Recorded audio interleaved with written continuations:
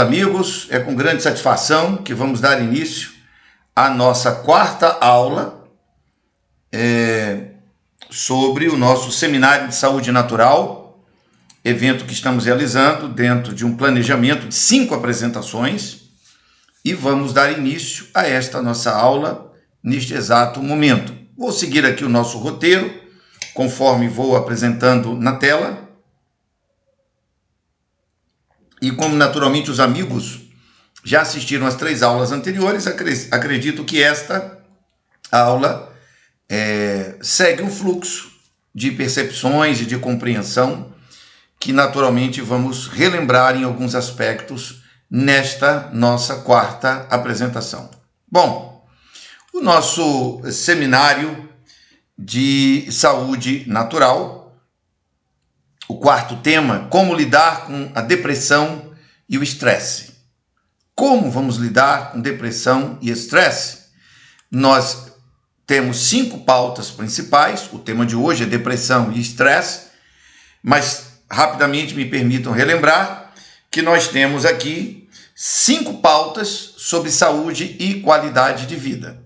Eu sou o professor Jean Alves Cabral, e sou membro da Academia Brasileira de Ciências, Abrace, a segunda academia mais antiga do Brasil. Ocupo a cadeira número 48 de Ciências. Sou membro do Sindicato Nacional de Terapeutas Naturistas, o SINATEM. Membro da Ordem dos Ministros Evangélicos do Brasil, a OMEB. Coordenador do curso superior na área de Naturologia Clínica pela Faculdade SECAP, para o período de 2018 a 2024. E a minha formação, aqui recortada na área mais específica do meu trabalho neste seminário, o meu maior título nesse segmento é o doutorado em naturopatia científica. Também tenho educação em outras áreas e estamos aqui para compartilhar com os amigos o melhor daquilo que nosso conhecimento de pesquisas, estudos e anos de trabalho nos tem permitido, ok? Muito bem. Vejam, ninguém quer estar doente. Ninguém. A doença ela não pergunta qual é o sexo, a idade, a cor, a religião, o estado civil, a nacionalidade ou a preferência política. A doença ela invade a vida das pessoas, destrói tudo o que pode e deixa uma sequela terrível nas pessoas ao redor do doente. Então, enfrentar a doença é um enfrentamento colegiado de todas as pessoas juntas. E o maior problema da vida humana é a doença. Algumas pessoas acham que o maior problema é desemprego, o maior problema é, por exemplo, a morte. Não, não é. Morte é o fim de tudo, não tem mais problema. O desemprego se resolve com emprego. Agora, doença, em muitos cenários, é muito complicado de recuperar. E as doenças que mais agridem a sociedade são as doenças crônicas. Por quê? Porque elas são criadas no estilo de vida que não é bem planejado. Às vezes são resultantes também de medicação, não só sequelas do estilo de vida inconveniente, mas também de um excesso de medicação, que nós chamamos de iatrogenia. São as doenças provocadas por excesso de medicação. A má alimentação também está dentro do processo, e estresse e tristeza, que será o objeto principal da nossa aula aqui hoje. Então esse cenário, ele atinge expressivamente a sociedade, ok?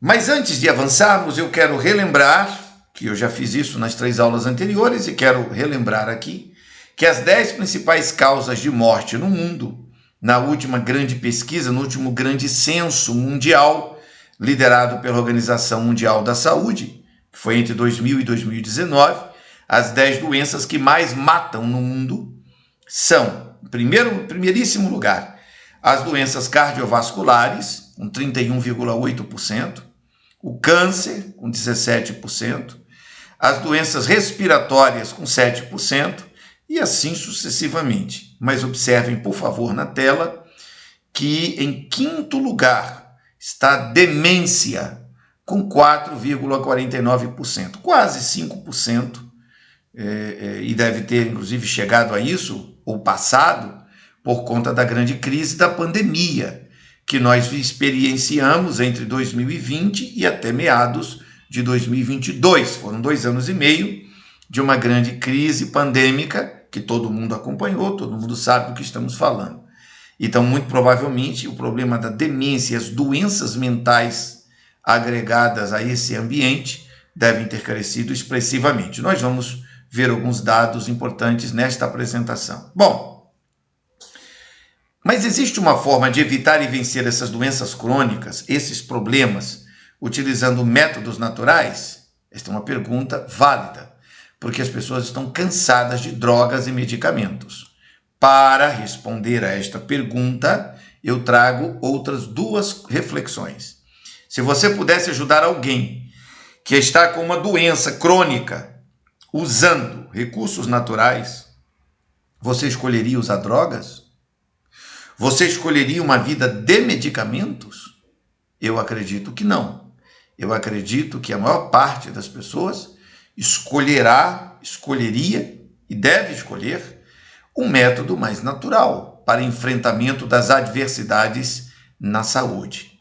E aqui, fechando o primeiro grande bloco dessa minha apresentação, trago novamente para reflexão o pensamento de Albert Einstein. Tudo aquilo que o homem ignora não existe para ele. Por isso, o universo de cada um se resume ao tamanho de seu saber. Aquilo que você não sabe, aquilo que você não conhece, não faz parte do seu universo intelectual, emocional, da sua capacidade psíquica, porque não está lá. Você não sabe, você não tem conhecimento daquilo. Daí que nosso seminário propõe, nas 5 aulas, nas 5 pautas, estimular o entendimento de algumas questões que não devem ser, sob hipótese alguma, esquecidas. Isto dito, então, vamos para a nossa 4ª apresentação. Nós já vimos na primeira como a alimentação afeta a nossa saúde, como evitar e vencer qualquer doença física e como usar as plantas e ervas medicinais. Agora, como lidar com a depressão e o estresse? Como fazer para lidar com a depressão e o estresse? E depois, a nossa última apresentação é como se tornar um terapeuta naturista. Como abraçar a metodologia que permite a quem assistiu esse seminário participar, dominar, aprender, estar envolvido com o método de tratamentos naturais que podem recuperar a vida das pessoas. E, evidentemente, na última aula, nós faremos um rápido substrato geral das 4 pautas anteriores. Mas, neste momento, eu quero entrar na questão da depressão e do estresse. E para tratar deste assunto, como lidar com a depressão e do estresse, temos 4 pautas centrais, 4 tópicos. Primeiro, compreendendo a verdade sobre o vazio existencial e suas complicações. Segundo, os 4 grandes fatores de destruição da felicidade pessoal. Terceiro, como evitar as preocupações de começar a viver num tributo especial, e nós vamos falar disto aqui. E 4, a visão cristã da saúde holística e o lugar da espiritualidade no equilíbrio pessoal, certo? Por último, vai ter uma preparação para a próxima aula, que é o 5º tópico, que aqui está enunciado na tela. Mas vamos ao conteúdo central. E eu começo com o primeiro grande ponto, com o primeiro grande tópico, trazendo para a nossa reflexão uma reportagem que saiu na BBC News Brasil. E o tema aqui discutido é compreendendo a verdade sobre o vazio existencial e suas complicações. Vejam, é muito importante que nós tenhamos esse roteiro, essa linha de raciocínio. 4 tópicos importantes estão aqui na tela. 1, 2, 3 e 4, como você está vendo, certo? Vamos começar no primeiro, compreendendo a verdade sobre o vazio existencial. E eu vou iniciar esse primeiro tópico trazendo para a nossa reflexão uma reportagem saída este ano, em abril de 2022. E estou colocando o link aí para a devida conferência daqueles que quiserem. Vejam, mais da metade dos brasileiros entrevistados por uma pesquisa declaram que sua saúde emocional e mental piorou desde o início da pandemia, em índice superior à média dos 30 países e territórios pesquisados. Segundo a pesquisa do Instituto Ipsos, encomendada pelo Fórum Econômico Mundial e cedida à BBC News Brasil, atenção, muita atenção, 53% dos brasileiros declararam que seu bem-estar mental piorou um pouco ou muito no último ano, entre 2021 e 2022.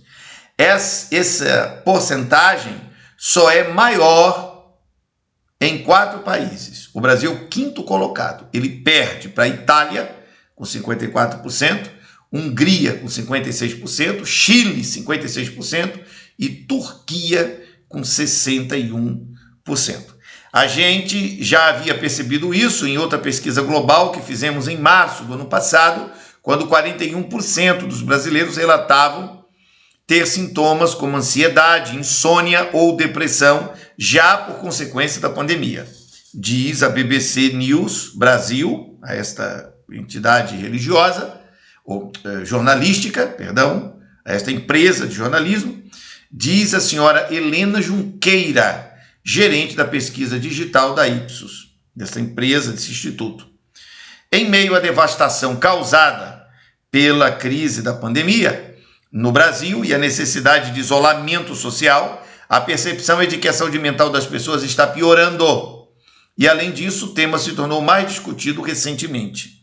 É um assunto mais presente, prossegue Junqueira. E, de fato, essa pauta se tornou muito recorrente no dia a dia das pessoas. Eu estou abrindo uma calculadora de propósito, vou colocar aqui no cantinho, está aqui assim do lado, certo? Está aqui.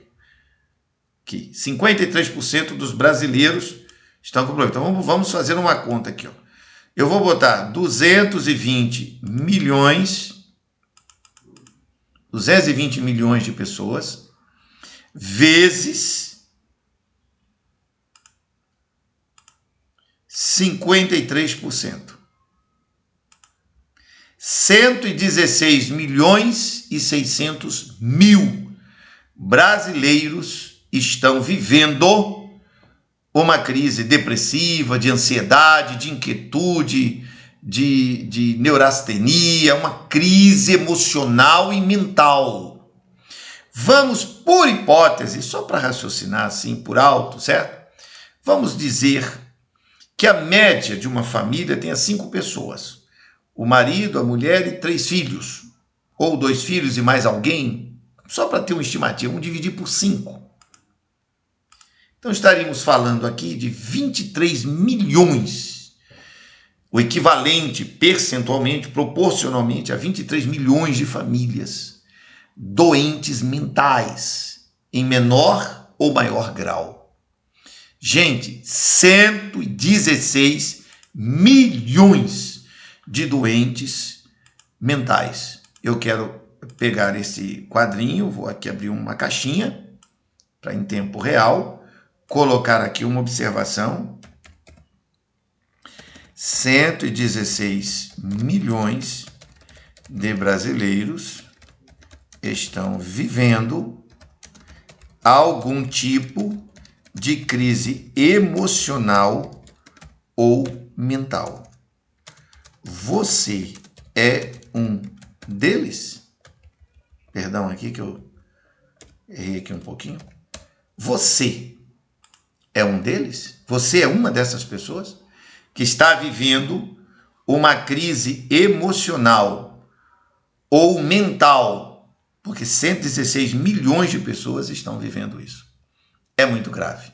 Aqui, gente, vai aparecer tudo o que você pensar agregado.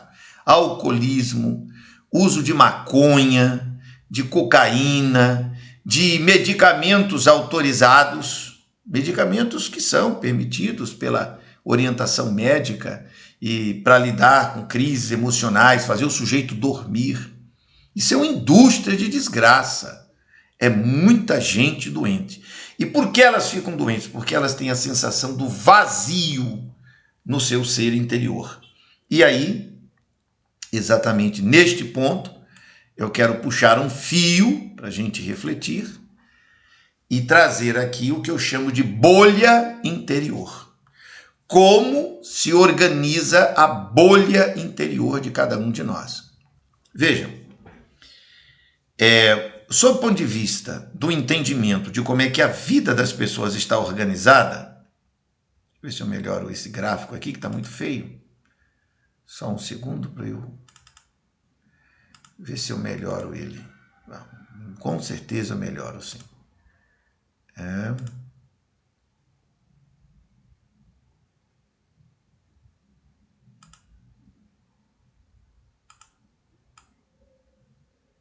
Vou ver uma coisinha de nada aqui. Pronto, melhorou aqui. Joia? Deixa eu melhorar só para a gente ter a representação do entendimento, para ficar bem claro aqui. Pronto, melhorei esse gráfico. Está meio apagadinho, feinho. Vejam, cada um de nós possui algumas potencialidades que nos permitem ser. Eu sou uma pessoa. E cada um de nós, para desenvolvermos esse ser, no sentido do eu volutivo, o eu, a minha vontade, certo? 4 componentes estão agregados.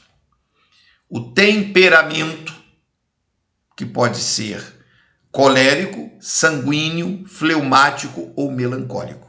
Eu não disponho de tempo para debater sobre isso, mas no curso de Naturologia Clínica estudamos isso. Então, o colérico é alguém que você diz bom dia, e ele diz muito bom dia, em que posso servir-lhe?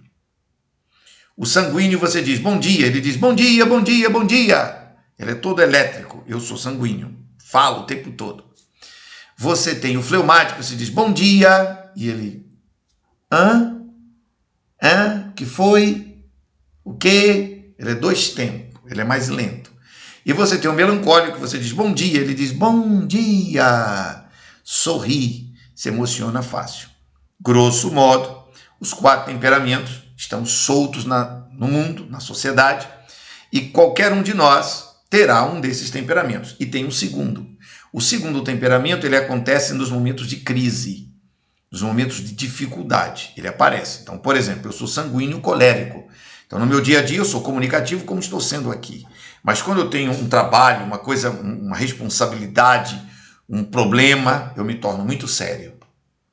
Mas existe uma pessoa que possa ser sanguínea e o segundo temperamento ser fleumático. Então, ela é muito falante. Chega o problema, ela trava. Ela é muito falante, comunicativa. Chega o problema, ela é melancólica, ela é em depressão e chora. Ok? Os temperamentos humanos afetam objetivamente a conduta das pessoas.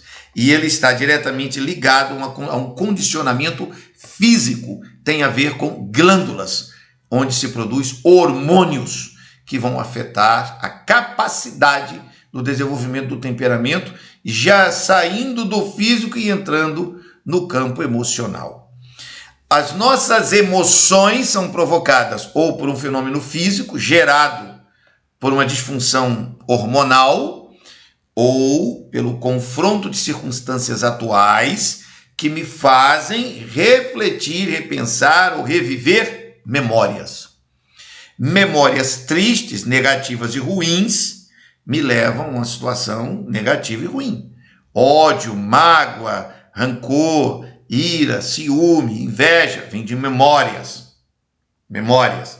E tudo isso o tempo inteiro, observe no gráfico ao lado esquerdo da tela, a questão volitiva, a vontade. Eu quero algo, minha memória chega, a circunstância chega, eu não tenho produção hormonal devida e eu entro em crise. Está começando a entender como esse circuito funciona? Vai segurando aí. Aí você coloca na mesa, ou seja, aí na sua cabecinha, a questão intelectual, que implica nos valores em que você acredita. Esses valores, ligados à sua vontade, podem conter as emoções e podem conter, de maneira expressiva, o desequilíbrio do temperamento. Você está querendo explodir, xingar todo mundo, mas você tem o princípio do respeito às pessoas. Então você pondera, você analisa e não vai no ímpeto, você não vai na louca, você vai analisar se compete ou não. Mas tem que fechar o circuito, e o circuito só fecha no campo da intuição espiritual. A intuição é aquela percepção que você tem de que algo não está certo, você sabe que não está certo, mas você não sabe explicar. E aí a presença do Espírito de Deus, a presença espiritual, te ajuda a perceber o que está acontecendo, e isso é mais poderoso que os valores e a intelectualidade, é mais poderoso que memórias e o campo emocional, e mais poderoso que o temperamento físico. Uma pessoa devidamente preparada espiritualmente, ela transita no mundo de maneira serena e pacífica. Isso não é fácil, isso demanda um treinamento da vida. E é aqui que essa coisa de como é que a nossa bolha interior, quando eu falo de bolha, gente, é a bolha da mente interna. Você está dentro de um circuito. Por exemplo, pare para raciocinar por um instante. Com quantas pessoas você se relaciona de verdade? 4, 5, 10 pessoas? Com quantas pessoas de verdade? Não assim, clientes num balcão. Estou falando de pessoas com as quais você compartilha a sua vida. Com quantas pessoas você realmente compartilha a sua vida? Pondere. Isso é uma bolha de convivência. Alguns seres humanos, algumas pessoas, têm uma crise emocional e elas nunca pararam para analisar qual é esse circuito de amizades, esse circuito de convivência. Você tem que fazer uma avaliação disso. Não dá para enfrentar depressão e estresse mantendo-se preso numa bolha de convivência negativa, ruim, com pessoas tóxicas, pessoas que são avarentas, egoístas, invejosas, porque são pessoas que não têm uma organização bem elaborada para esse campo que eu estou abrindo aqui e que estou compartilhando com vocês aqui agora. Deixa eu melhorar esse gráfico para ficar bonitinho aqui, ó. Pessoas que não têm o desenvolvimento desse eu, desse ser interior, desse diálogo particular consigo próprios. Isso é muito complicado.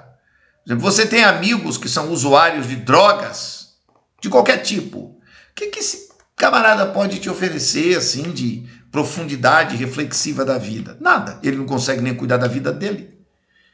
Entenderam? Você precisa ter uma revisão estruturada. E aí entra o gráfico que está à nossa direita na tela, que vai falar, vai tratar, que vai enunciar sobre as 4 estações da vida de cada um. Esse é um conhecimento inédito para muitas pessoas. Você tem a juventude. A juventude é um período de descobertas. E ela vai de 0 a 21 anos, fechando 3 ciclos da primavera da vida. A primavera da vida. Nesse período, a linguagem de cada um de nós, dentro da nossa bolha interior, conosco mesmos, consciente ou não, é a linguagem do eu preparo. Eu estou em preparo, estou sendo preparado para a vida. E é isso mesmo. É o período da infância, é o período de aprender a ler, de escrever, de conhecer as coisas, nas 4 dimensões que estou apresentando no gráfico à sua esquerda. É o período em que o seu temperamento vai se manifestar, período em que você vai ter grandes crises de temperamento, é um período em que você vai começar a construir memórias, você não tem memória de nada. Quando eu falo de memórias, aquelas memórias profundas que marcam a vida, de experiências que te preparam para reflexões no campo de valores. Que valores? Se você não teve tempo de ler livros, é muito curioso, enquanto a garotada de 0 a 21 anos, eles não leram, digamos, 500 livros sobre coisa nenhuma. Aí diz assim, 500 livros, professor, acorda. Essa galera não leu 5 livros. 5? Como 500? Bom, então eles não têm a capacidade, o preparo para lidar com um mundo de coisas. São muito limitados. extremamente limitados. Por quê? Estou citando livros como exemplo. Porque as memórias intelectuais, e aqui você olha para o gráfico e pensa, valores intelectual, memórias, o campo emocional. E esses dois campos não interagiram, porque esse indivíduo não teve o tempo da maturação para se autoconhecer no processo. É a primavera da vida. Nesse período, observe o gráfico à sua direita, na primavera, no eu preparo, tende o ser humano, qualquer um que seja, não importa quem é o indivíduo, não interessa a cor da pele, nacionalidade, não interessa, o ser humano, ele tende a ser impulsivo. E ele, evidentemente, está numa fase de formação. Ele está em formação. Chegando aos 21 anos de idade, com boa formação ou não, com boa coleção de memórias construtivas ou não, com excelentes valores ou péssimos valores, com intuição espiritual desenvolvida na sua base ou não, o temperamento estará consolidado e esse indivíduo então parte para a segunda fase da vida, que é a fase de produtividade. Não é da juventude, não é juventude, é produção. É o período do trabalho, o período da universidade, é normalmente entre 22 a 42 anos, normalmente, comum, entre 22 e 42 anos, o sujeito fecha o ciclo de estudos numa universidade, num curso técnico, seja como for, e ele se lança ao mercado de trabalho, tem a tendência de casar e ter filhos. É nesse período chamado verão da vida. E aí, como na fase anterior eu preparo, nesse segundo momento agora eu disparo. Ele dispara na vida. E o diálogo interior é todo ele concentrado em coisas que eu quero fazer, que eu preciso fazer, porque eu tenho sonhos, eu tenho projetos, que isso, que aquilo outro. E normalmente a formação profissional consolida numa pessoa treinada, preparada, na fase anterior, consolida suas vocações, seus dons e seu dom de empreender, seja na área que for, ou como empreendedor no mercado de trabalho comercial, enfim, ou faz um concurso público, mas haverá uma produtividade e realizações, ok? Nesse período, a tendência do diálogo interior não é mais da impulsividade, não. Eu agora não sou mais impulsivo, não me lanço louco. Eu agora sou intransigente. É como eu quero, porque é a minha carreira, é a minha vida, é a minha história, é o meu casamento, é a minha família. Nesse período que muita gente comete erros complexos. Mas é um período destemido. Se no período anterior eu estava em formação, agora eu sou destemido. Eu não tenho medo de nada e eu vou enfrentar o mundo. E chega aos 42 anos, fecha o ciclo e entra no outono da vida, que está entre 43 e 63 anos. Neste período, entre 43 e 63, os mesmos 3 ciclos de 7 anos vão acontecer, da mesma forma que aconteceu na primavera, no verão, aí no outono. Normalmente no outono, o sujeito já entra nele pensando que daqui a pouco tem que ter uma aposentadoria consistente, que ele precisa ter um patrimônio consolidado para ter sossego na velhice, que ele não percebeu chegar, mas os problemas de saúde física já começam a se manifestar. As memórias já estão tão carregadas de problemas e decepções criadas nos primeiros 42 anos, que você entra dos 43 para os 63 num diálogo outonal. Há uma música popular brasileira, muito conhecida, especialmente de quem curte assim, MPB, que num dos seus trechos, vocês vão lembrar, diz assim: quero uma casinha branca de varanda, com quintal e uma janela, para ver o sol nascer. Eu queria ter na vida simplesmente um lugar com mato verde para plantar e para colher. Essa poesia, esse trecho dessa musiquinha, que eu chamo de musiquinha porque é um trecho pequenininho, né? Tenho andado tão sozinho ultimamente que nem vejo em minha frente coisas que me dão prazer. Ela trata disso, da crise existencial entre 43 e 63 anos.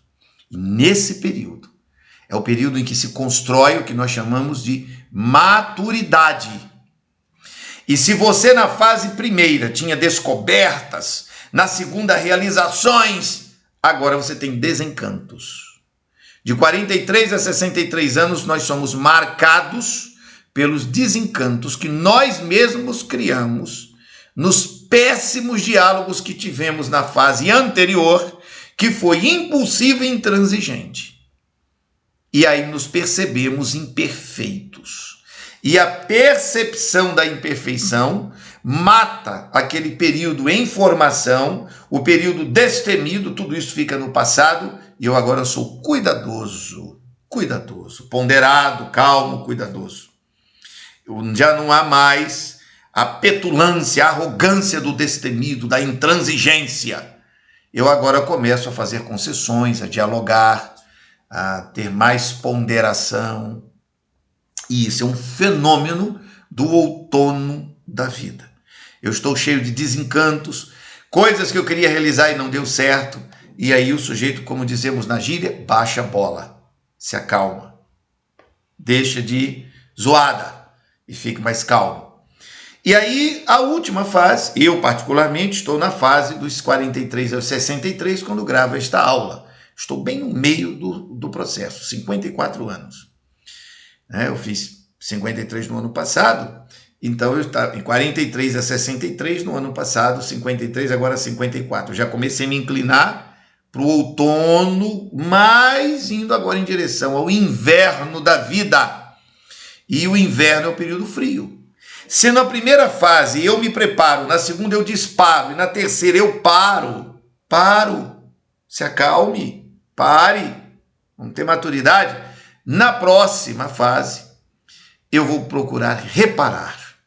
Eu preparo, eu disparo, eu paro, eu reparo.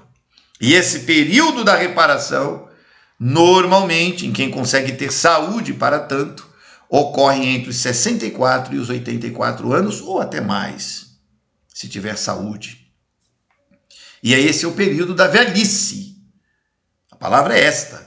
Terceira idade, melhor idade, conversa fiada. Vamos ser honestos. O sujeito está velho.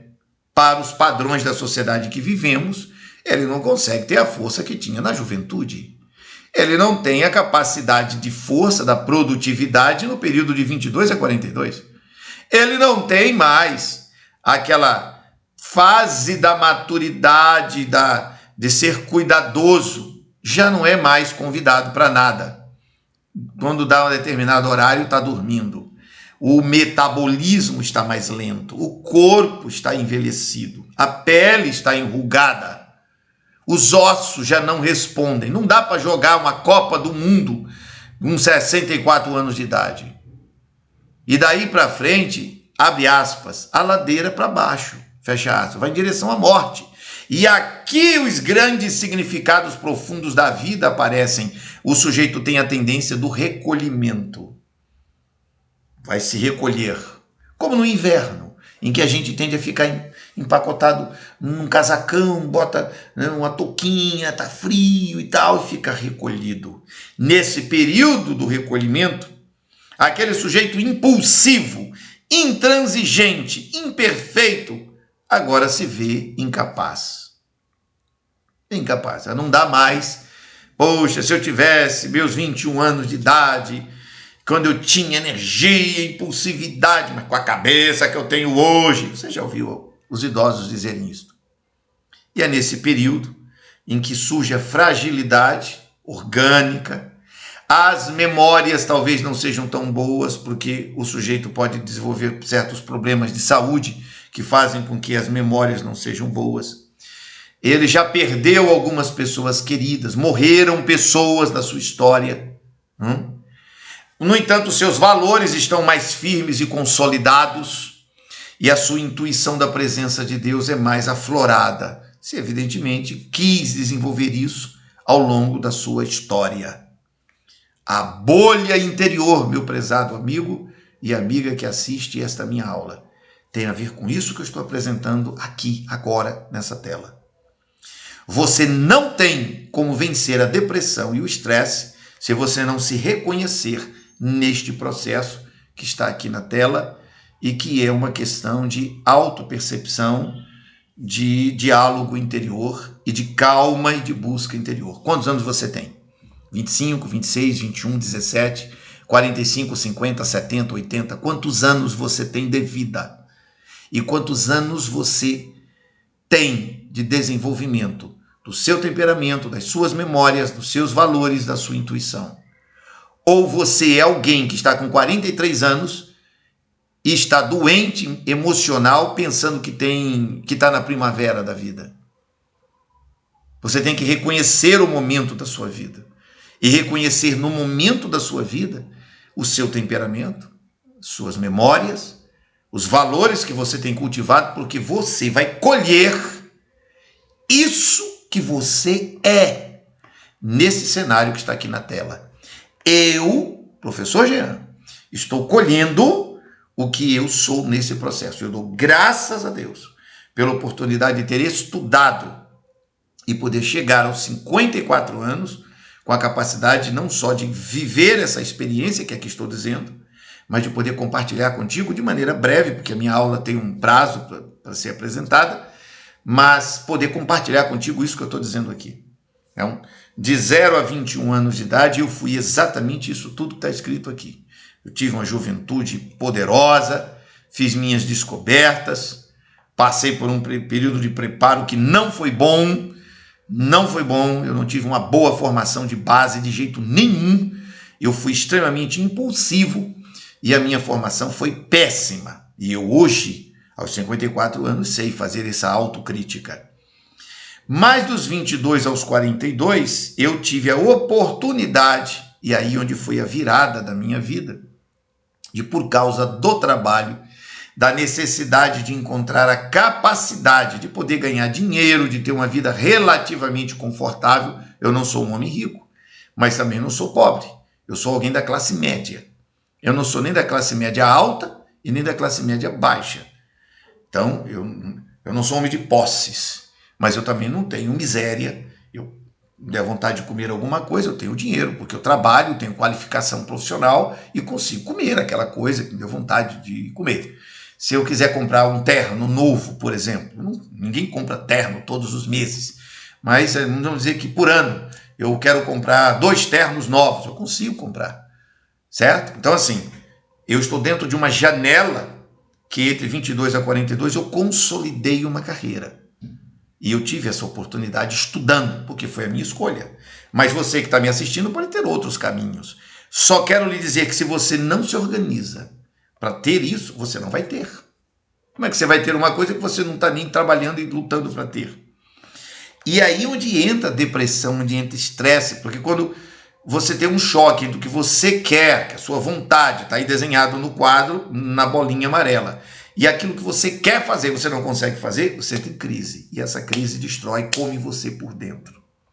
Ok? Eu fui intransigente, mas também fui destemido. Eu não tive medo. Estudei e formei-me, fiz bastante cursos e me preparei.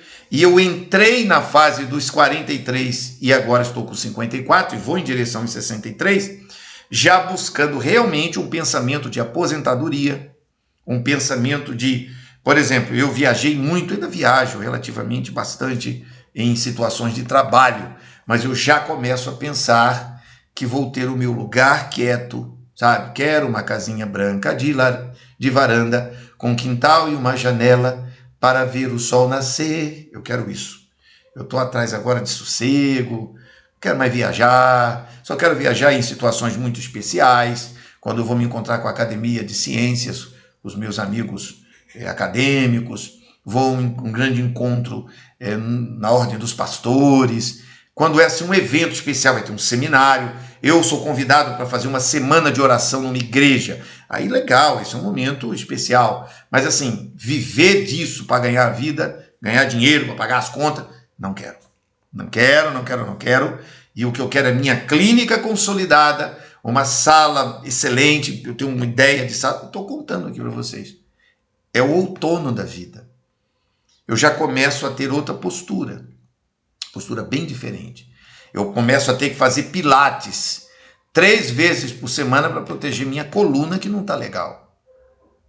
Entenderam agora? Eu já vou na direção de uma nova fase da experiência humana diante dos homens e diante de Deus.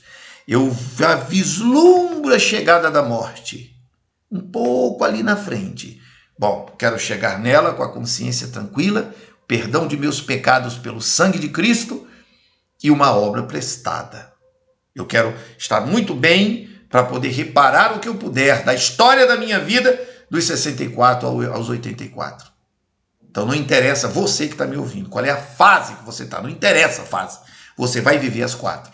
Todos nós vamos. Bom, entendido isso, eu avanço um pouquinho, entro no segundo tema, no segundo tópico desta aula. Lembre-se, são 4 tópicos. Eu me demorei um pouco no primeiro, porque agora neste nós vamos poder refletir de maneira imediata os 4 grandes fatores da destruição da felicidade pessoal. Como é que você destrói a sua felicidade, essa jornada das 4 estações? Como?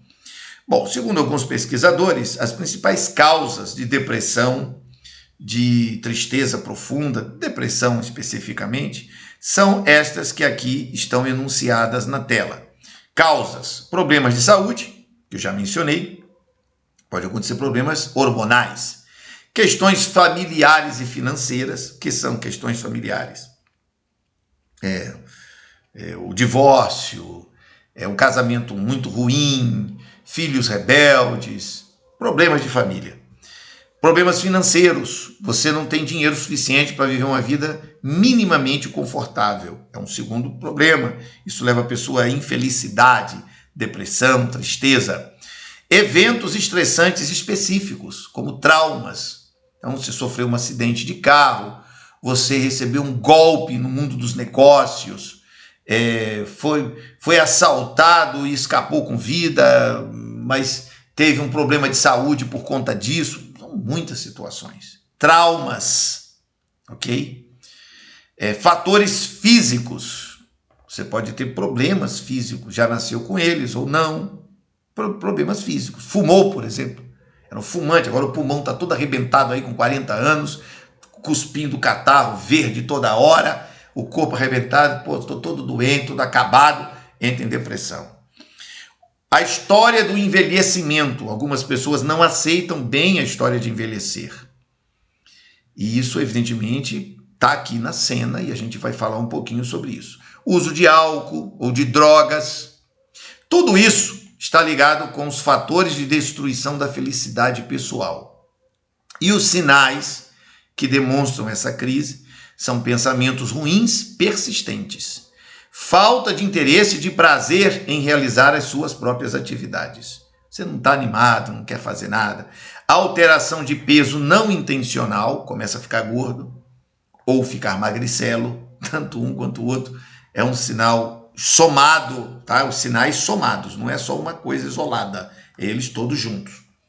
Dormir muito ou ter uma dificuldade para dormir, ter uma dificuldade enorme de concentração, falta de energia, uma sensação de culpa excessiva, tudo se culpa porque eu errei, porque eu devia ter feito e tal, esse tipo de dificuldade, e até pensamentos suicidas. Eu abri um pequeno gráfico aqui para ponderar com vocês. O gráfico está, inclusive, bem grande, eu não vou usar tudo isso, mas deixa eu organizá-lo aqui para ficar bem legal, para a gente poder refletir sobre o que eu quero tratar com vocês aqui. Ó. Então, é um gráfico para a gente refletir, ok? Vejam, muito cuidado para a gente entender. Vontade. Todos nós temos desejos. A vontade está ligada aos desejos, ok?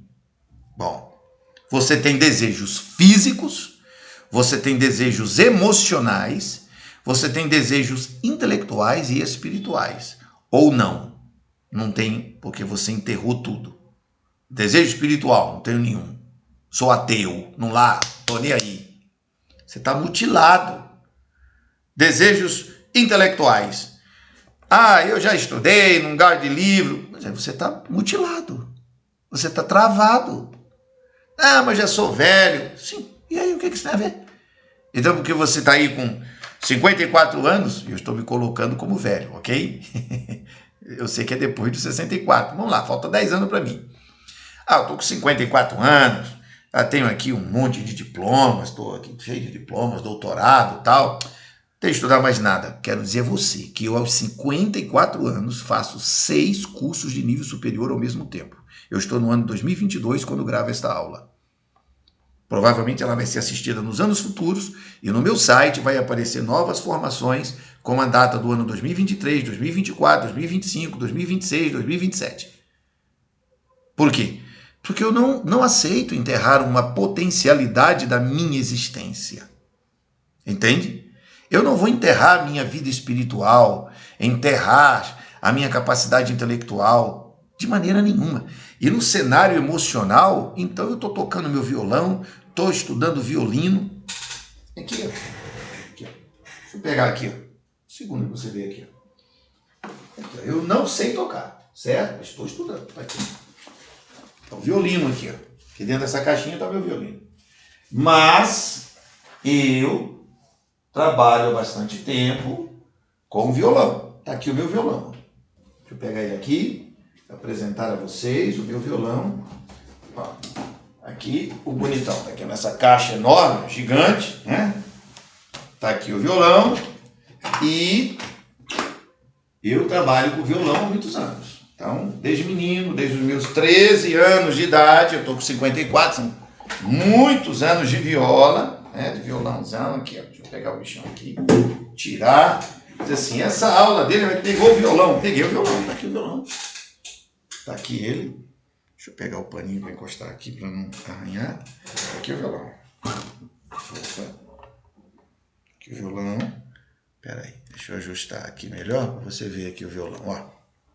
Aqui o violão, né? Então tá aqui, ó.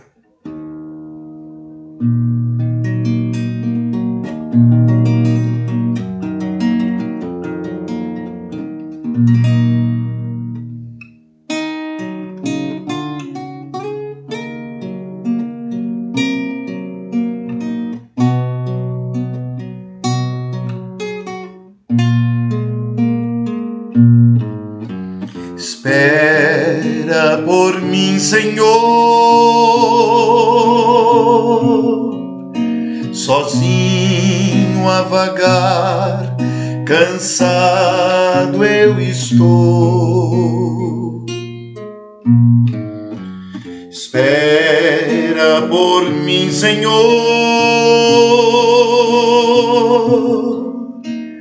não trago nada e muito fraco estou. Espera por mim, Senhor,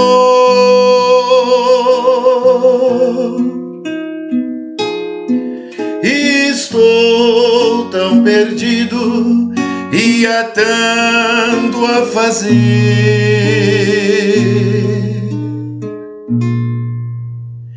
Espera por mim, Senhor, tua presença desejo em meu viver.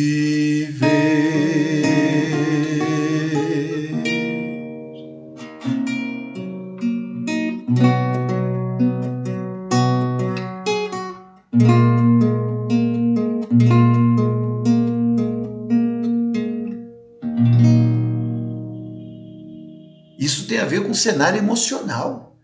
Eu domino um instrumento, estou triste, estou amargurado, pego o meu violão. Vou tocar o meu violão. Eu pego o violão, eu tô contas para pagar, coisas para resolver.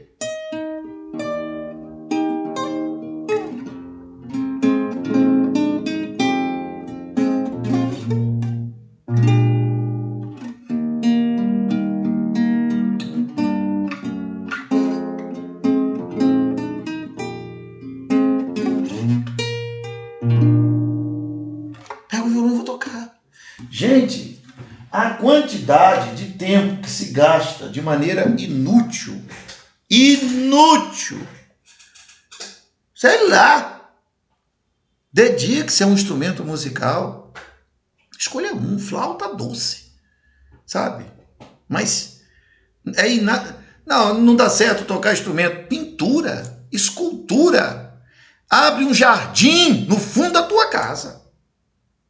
O que não tem cabimento é você não se permitir o alívio emocional através das artes. Bom, ficou as dicas. Aí eu volto para o meu gráfico e coloco aqui para você, assim, ó, físico. Você tem desejos de melhorar o seu corpo físico? Vá para academia. Eu faço pilates, tá certo? Para trabalhar a coluna e tal, que não tá legal. Eu passo muito tempo sentado, então vou trabalhar pilates. Bicicleta, pilates. É esses dois. E tu vai trabalhar o quê? Nada. Segunda questão importante, emocional. Repense tudo. Por quê? Depende da idade, depende do período? Sim. Aonde você estiver, começa a trabalhar esses valores. Terceiro grande aspecto importante, intelectual. Você sabia que é possível fazer uma faculdade por R$100, R$150? Pois é, o pessoal sai para comer pizza. Comer uma pizza com um refrigerante num shopping qualquer aí, junto com 2, 3 pessoas, queima 150 conto assim, ó. E não tem R$150 para fazer uma faculdade. Eu já estudei, já fiz. Faça uma outra. Mas não está fazendo porque tem que bater a meta de ter um diploma. Vai fazer para aprender, para ter novos conceitos, novas visões, novas percepções. Não, tá aqui depressivo, vou acabar com a minha vida. Pelo amor de Deus. Aí isso não tem cabimento, né? E espiritualmente. Espiritual. Então, há 4 grandes fatores que destroem a nossa vida. Quais são? A nossa falta de bem-querer conosco mesmos, no campo físico, emocional, intelectual e espiritual. A gente se larga. Veja, é possível fazer uma mudança a qualquer momento da trajetória das 4 estações da vida. Basta querer fazer, né? Ficar sentado no canto lamuriando, aí não, você não está parado. Com isso na cabeça, com essa percepção, eu trago para refletir, e eu tenho um seminário maior, onde eu vou mais a fundo sobre esses assuntos, tá certo? Que é um outro seminário, uma outra série de exposições, que a gente chama de série psíquica, que também é gratuita, que a gente compartilha, é Encontrando o Significado da Vida, e onde eu discuto exatamente o vazio existencial. E você sabe o que é esse vazio existencial? Você tem noção do que é isso?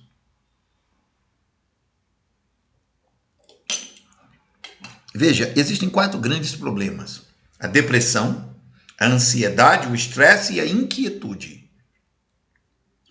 Se você sofre de qualquer uma dessas 4 coisas, ou tem momentos, ou surtos, ou crises, ou está afundado cronicamente numa dessas 4 estruturas aqui, você já entendeu o que é como ser aterrorizado o tempo inteiro e travado numa cama. Você está depressivo. O que é depressivo? Você não está ativo, você está ao contrário de ativo. Você está ansioso, você está aí, em vez de estar calmo, tranquilo, amanhã a gente vê as coisas, hoje vou relaxar. Não, amanhã, meu Deus, eu tenho que pagar essa conta amanhã, eu não consigo dormir, eu tenho que pagar essa conta, eu tenho que pagar. Está em inquietude, estressado. Se você tem esse tipo de comportamento, de crise, de sofrimento, então é muito necessário que você perceba o que eu estou lhe dizendo. A depressão, ela vem de um cenário de desânimo.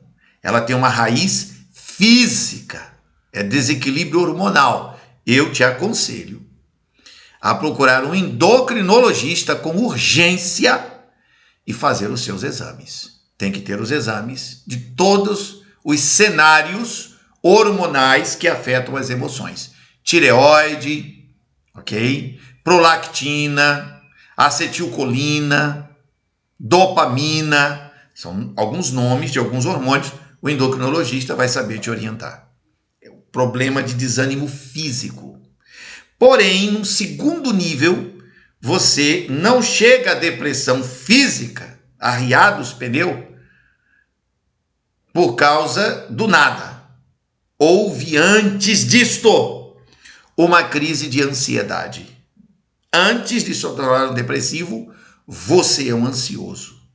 E a ansiedade vem do medo, um medo que é emocional. Repito, amanhã eu tenho que pagar uma conta, meu Deus, será que eu vou conseguir? Será que eu vou conseguir? E essa ansiedade está calçada no medo. Medo de não pagar a conta, medo do que vão falar de mim, medo de ficar desempregado, medos. Isso é um cenário emotivo. Nasce das emoções. Emoções mal trabalhadas, porque as memórias que você tem no mundo emocional, suas memórias, são memórias negativas. Então você tem que trabalhar isso. Vai ter que lidar com isso. Então existem psicólogos, psicoterapeutas, existem pastores, existem conselheiros familiares. Dr. Augusto Cury escreve obras excelentes sobre esse tipo de luta interior no campo emocional. Mas ninguém cai em ansiedade, preste atenção, ninguém chega em ansiedade e síndrome de medo no campo emocional sem antes ter ficado estressado. Porque só fica ansioso e depois depressivo, que é pior ainda, quem esteve primeiro estressado. E o estresse vem da agitação intelectual. O seu pensamento não está bem organizado. Porque o seu pensamento não está bem organizado, você fica agitado. E essa agitação mental cria o estresse. O que é o estresse? É o esgotamento no final do dia. Você está tão agoniado mentalmente e quando chega a noite você está arriado. Mas esse estresse não larga você, essa agitação não larga e nem dormir direito dorme. Muitos aqui nesse período começam a ter que tomar medicação para sobreviver a essas crises. E isso tudo começa então um cenário terrível. Porém, eu quero lhe dizer que ninguém fique estressado sem que antes não haja uma inquietude. Você está quieto aí no teu canto e de repente estou inquieto, não quero sossego, estou inquieto. Isso vem da imaginação. E a nossa imaginação está ligada ao campo espiritual. Assim como a agitação é intelectual, o medo emocional, o desânimo é físico, você tem na imaginação a fragilidade do campo espiritual. A falta de Deus, a falta de significado da vida destrói o indivíduo. Entendido isto de maneira clara, então você tem que estudar a si mesmo. E essa é a arte mais difícil de todas, mas é necessária. Veja nessa imagem que aqui coloquei, um homem, lembra a ideia da bolha que eu sugeri? Onde você sai de você mesmo, entre aspas, né? Claro, é como se você estivesse se olhando e lendo um livro sobre você mesmo. Você é o próprio livro. Aí eu avanço para um campo um pouquinho mais avançado. Você sabe que você é um santuário de Deus? Que o Espírito de Deus está em você? Você sabe disso? Você foi informado de que o Espírito Santo de Deus habita em nós? E que nós somos seres espirituais conectados ao Criador? E aí, aqui nesse terceiro ponto, eu gostaria de lhe dizer, como entenda como é que a visão cristã pode mudar tudo. Muda tudo. Como pode mudar tudo? Existem, portanto, 4 problemas que nós já sabemos quais são. A depressão, e você vai enfrentá-la como?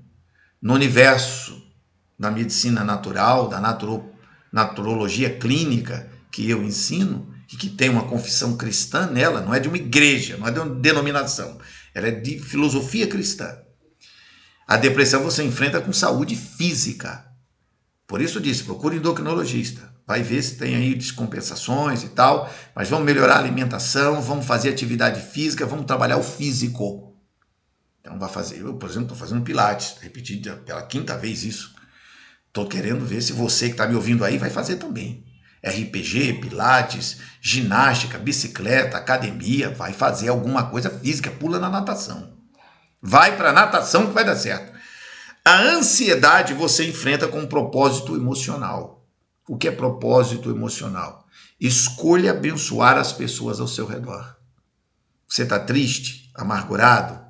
Já pensou em prestar serviço voluntário na APAI, Associação de Pais e Amigos dos Excepcionais, das pessoas com dificuldades físicas? Já pensou em se voluntariar e participar? Se aproxime, vá ajudar os outros. Se você ajuda pessoas que estão numa situação mais delicada do que a tua, você fortalece as tuas emoções, porque essas pessoas serão gratas e o sentimento de gratidão ergue. É por isso que a igreja pode ter um papel muito bom se a igreja tiver esse projeto de ajudar realmente as pessoas, ok? Então, terceiro ponto, o estresse você só enfrenta com reflexão. Pare para pensar. Por que você está tão agitado? Qual é o teu problema? Não, é porque eu preciso conquistar uma meta. Se acalme, se acalme. Basta cada dia seu próprio mal. Eu tenho um bocado de objetivos na minha vida, coisas que eu gostaria de fazer. Mas e se não deu para fazer? Eu dou graças a Deus pelo que tenho. Mas não vou entrar em parafuso psíquico, deixar de dormir, deixar de assistir um filme com a minha mulher, tocar meu violão, porque eu tenho metas, objetivos. A sociedade está cheia de gente doente, perturbada assim. Está cheia de congressos aí. Venha ter sucesso, como você pode ficar mais rico.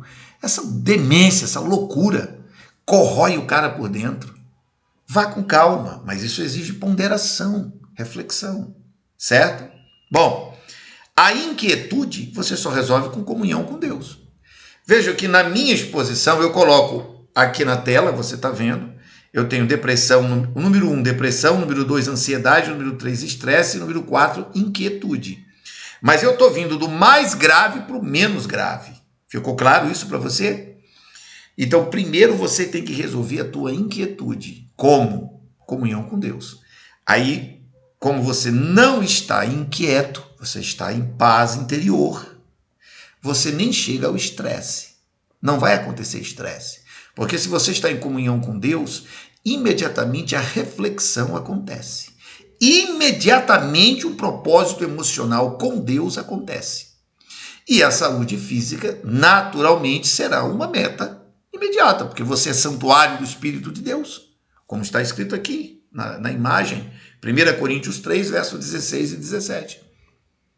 Mas se você não segue esse passo a passo que eu estou te dando nesse painel mentalmente organizado, você está perdido, querido. E quando você ouvir alguém dizer no mundo religioso cristão que você está perdido, é isso que ele está querendo dizer.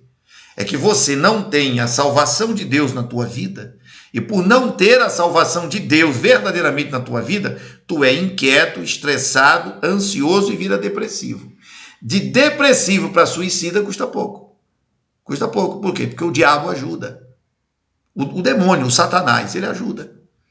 Mas se você começa o processo psíquico, primeiro passo, vou ter comunhão com Deus. Vou fazer orações, vou ler a Bíblia todos os dias, vou cantar louvores a Deus, vou procurar uma comunidade que louve a Deus, que tenha uma percepção espiritual da presença de Deus. Isso já começa a mudar tudo, porque tudo imediatamente vira reflexão. Então o estresse some e tudo agora é ponderação, análise, meditação. Vamos ponderar os aspectos da vida, aspectos profissionais, familiares, tudo passa a ser ponderação.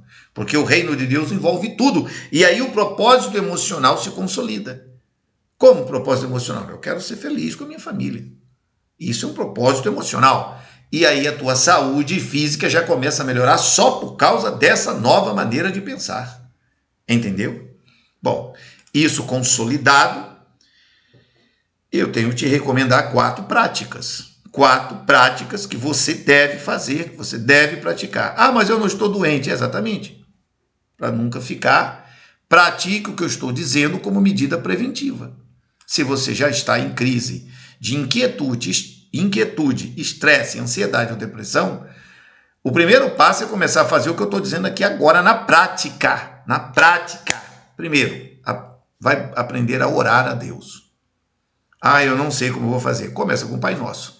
Decore o Pai Nosso. Pai nosso que estás no céu, santificado seja o teu nome, venha a nós o vosso reino, seja feita a tua vontade. Decora. E ao decorar o Pai Nosso, você já entendeu uma oração. Deus está contigo, Ele está lendo a tua dificuldade. Ele sabe que você tem uma dificuldade, mas se você já consegue falar as palavras do Pai Nosso, você já começou alguma coisa. Jesus é que disse, e orareis assim, então ore o Pai Nosso. Um pouco mais avançado, pega o Salmo 23. Eu, por exemplo, no Salmo 23, eu desenvolvi há muitos anos um método de aprender a cantá-lo. O Senhor é meu pastor, nada me falta, pois deitar-me faz em pastos verdejantes. Junto às águas tranquilas, conduz-me por amor do seu nome. Ainda que eu andasse pelo vale da morte, não teria temor, porque sei que estás comigo. Tua vara e cajado me consolam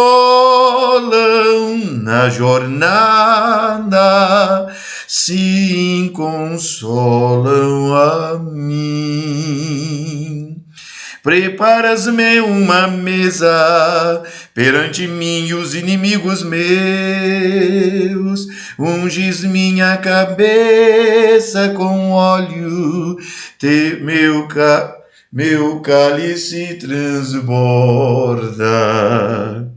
Certamente que a justiça, certamente que a bondade seguir-me-ão todos os dias, e habitarei na casa do Senhor para todo sempre. Amém. Entendem? Você decora as orações, você canta as orações. Não interessa onde esteja, tenha esse canto no coração, certo? Só de fazer isso, você chama a presença do Espírito Santo de Deus. Só de fazer isto, você se arrepia logo. A sensação de que algo está próximo. Não é o demônio, é o anjo de Deus. A palavra de Deus diz, o anjo do Senhor acampa-se ao redor dos que o temem e os livra. Ao invocar o nome, ao clamar com honestidade interior, a presença do Santo Deus, o Eterno, Todo-Poderoso, o Espírito que permeia todo o universo, que governa a vida, como disse o apóstolo São Paulo, em Atos dos Apóstolos, no capítulo 17. Nele nos movemos, nele respiramos, nele existimos. Eu estou em Deus e Deus está em mim, e juntos somos a vida. A inquietude some. Imediatamente não tem espaço para o estresse. E aí você se lança ao estudo da Bíblia. Leia as Escrituras. Leia os Evangelhos. Leia as cartas de Paulo. Lance a sua vida numa obra de beneficência. Se envolva em projetos para ajudar os outros. Tira essa preguiça do corpo e se envolve num projeto de abençoar as pessoas. Na sequência, então você começa a trabalhar a temperança, horários certos para comer, beber bastante água, fazer atividade física, organizar a própria vida. Na próxima aula, esta é a 4ª aula de uma série de 5, na próxima você vai saber tudo o que se pode fazer no mundo das terapias naturais para você ter essa saúde, esse projeto de temperança bem organizado, ok? Entendido isto? Então eu avanço, já agora me encaminhando para o fechamento desta aula, pedindo a você a generosa atenção para os momentos que se seguem. Eu tenho mais 10 minutos para fecharmos a aula. Veja, no terceiro tópico desta aula, eu entro com um texto de como evitar preocupações e começar a viver. Como evitar preocupações e começar a viver? Esse escritor, que aqui apresento a vocês, que coloquei aqui o nome dele, Dale Carnegie, este homem é uma bênção. Ele viveu entre 1888 e 1955. E ele foi, na minha vida, na minha vida, eu não o conheci, eu nasci em 1968. Então ele já era morto há muitos anos quando eu nasci. Mas eu o conheci no sentido de conhecer a sua obra. E para mim a maior obra já escrita sobre como podemos, neste século XXI, organizar os nossos pensamentos, em minha avaliação, quero deixar isso bem claro, é a que nos deixou organizada o célebre Dale Carnegie. Olha, Como Evitar Preocupações e Começar a Viver é um livro monstro. É muito show esse livro, pelo amor de Deus. Entra na internet e adquire esse livro. Compra, baixa em PDF, leia este livro. Faça um propósito da tua vida. Um propósito honrado, sério. Deus, nesse período que está começando aqui agora, eu vou passar os próximos 30 dias lendo Como Evitar Preocupações e Começar a Viver, de Dale Carnegie. Um outro livro maravilhoso é Como Fazer Amigos Influenciar Pessoas, que eu recomendaria que você lesse depois. Mas nesse momento, para enfrentar inquietude, estresse, ansiedade e depressão, você tem que ler o livro do Dale Carnegie. E eu trouxe aqui uma breve citação desta obra. Como você vê, mais de 15 milhões de exemplares vendidos. Pensamento é tudo, você é o que você pensa. E eu peguei um trecho do livro dele que quero ler aqui com você agora. Diz ele no livro, na página 144, na edição que eu tenho, que é de 2003. Pediram-me há alguns anos para responder a esta pergunta num programa de rádio. Qual a maior lição que o senhor já recebeu? A resposta era fácil. A maior lição mesmo que já aprendi é a importância do que pensamos. Se eu soubesse o que você pensa, saberia o que você é. Nossos pensamentos fazem com que sejamos o que somos. A nossa atitude mental é o fator X que determina o nosso destino. Emerson disse, um homem é o que ele pensa o dia todo. E como poderia ser, realmente, qualquer outra coisa?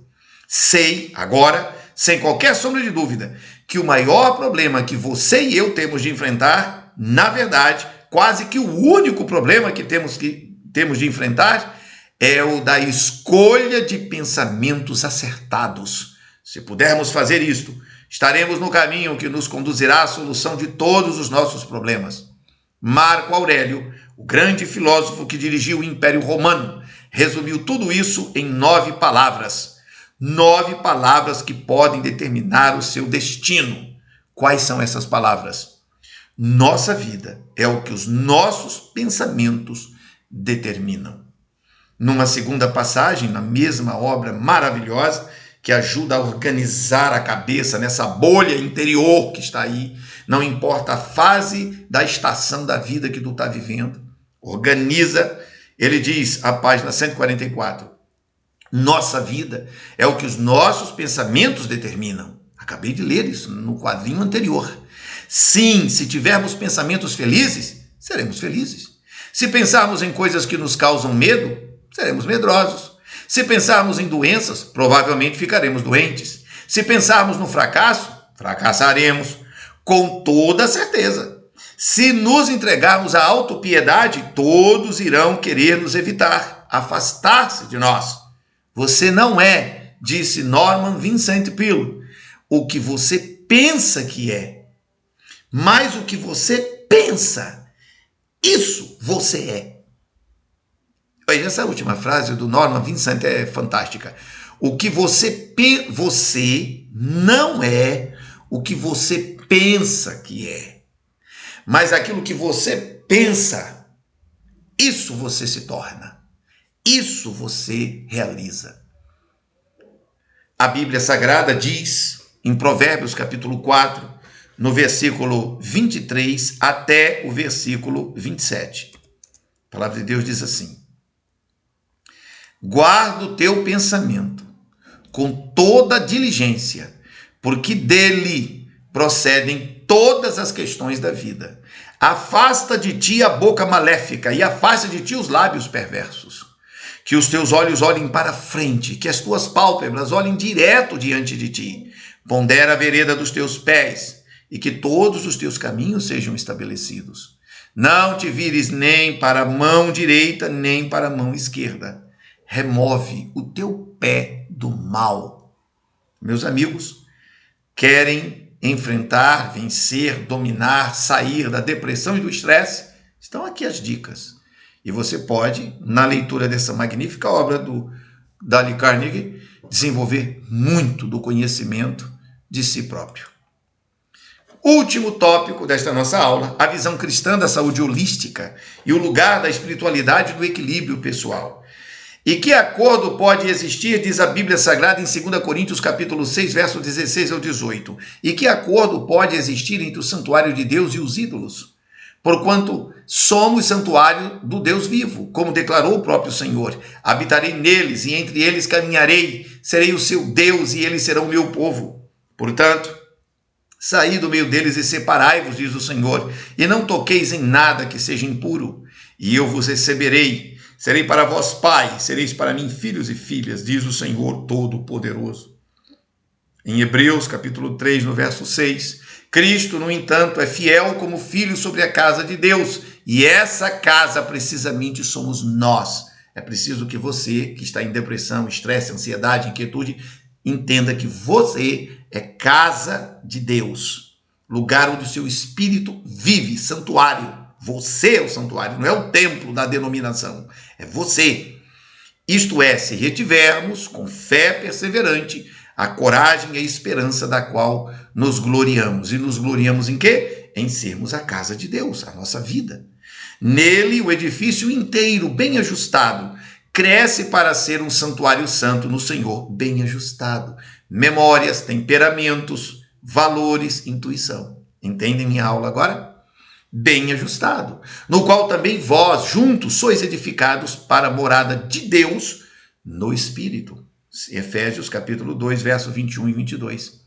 Vós também, quais pedras vivas, sois edificados como casa espiritual, diz o apóstolo Pedro, com o propósito de serdes sacerdócio santo, oferecendo sacrifícios espirituais aceitáveis a Deus por meio de Jesus Cristo.